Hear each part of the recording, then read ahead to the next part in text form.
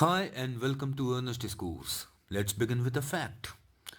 Our universe is fast expanding, but our Earth is not. By rough estimates, we add over 2 lakh people to the world population every day.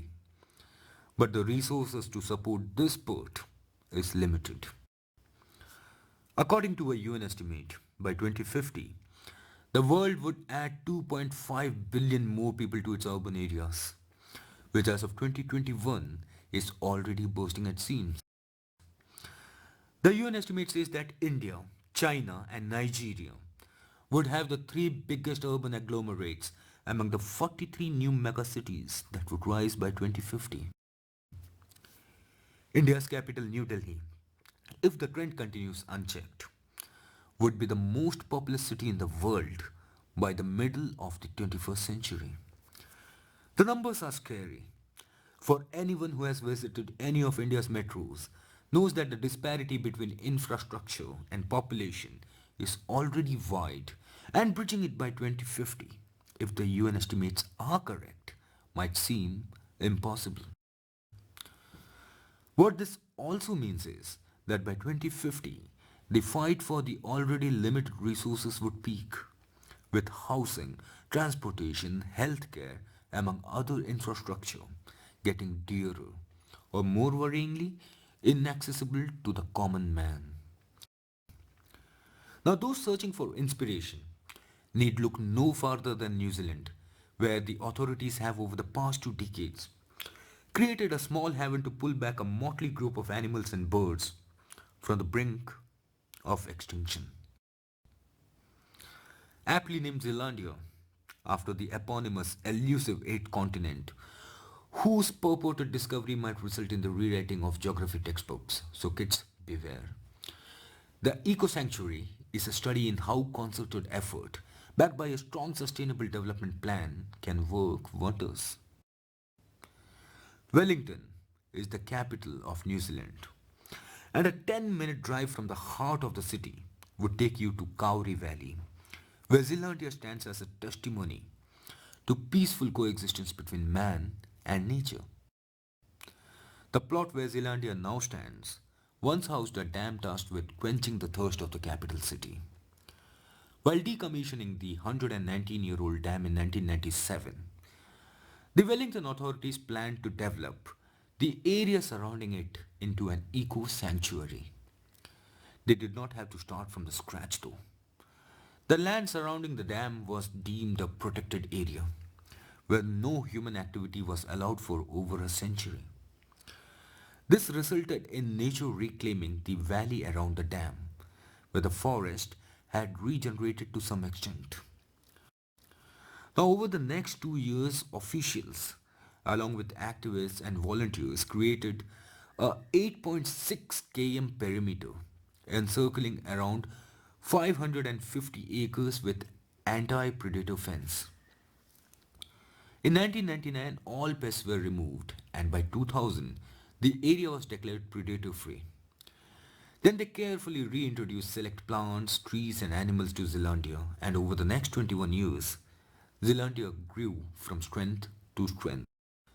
It is now home to over 40 native bird species, some of whom were deemed critical or endangered.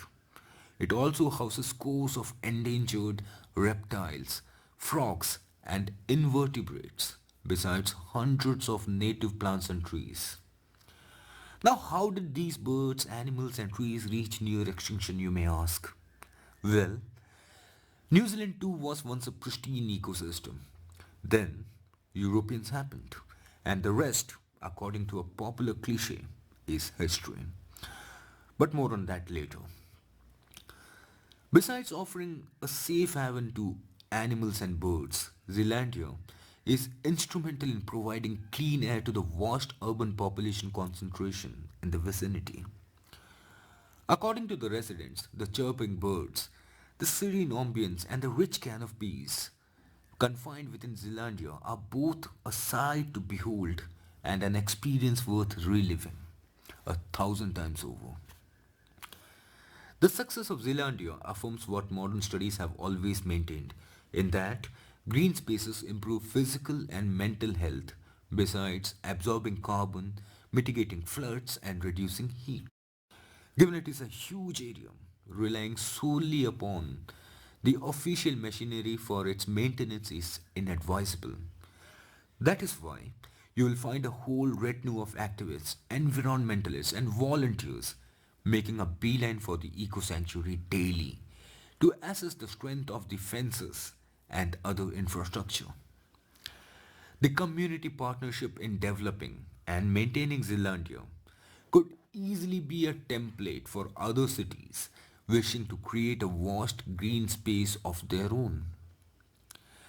The officials, however, are unwilling to rest on their laurels. They believe Zealandia is only seminal to their ultimate objective, which is restoring the forest and freshwater ecosystems of the valley. The officials now have a 500-year plan to bring the valley to its pre-human state. Why 500 you ask? It is because authorities believe it would take at least 500 years for nature to work her magic to make forests original canopy to regrow. And this future goal would be possible only if the community partnership endures. Now, city planners I talked to had a constant refrain that incorporating a vast green space in Indian cities is nigh impossible. Be that as it may, one cannot help thinking what stops these mandarins from developing one outside the city limits. For starters, it might offer a great escape to the denizens from the concrete jungles. Add to that the off chance of our generation next being more responsible than us, and instead of chopping trees to accommodate the ever expanding metros, they build cities around them. We may yet turn the tide. The lessons we have learned from the Chennai, Mumbai, or Kerala floods, or the Rajasthan, Gujarat, or Uttar Pradesh heat waves have to at least result in something. For us Indians, Zealandia is not an example given the pace at which our population is growing. It is a necessity. And the sooner the city planners realize this, the better.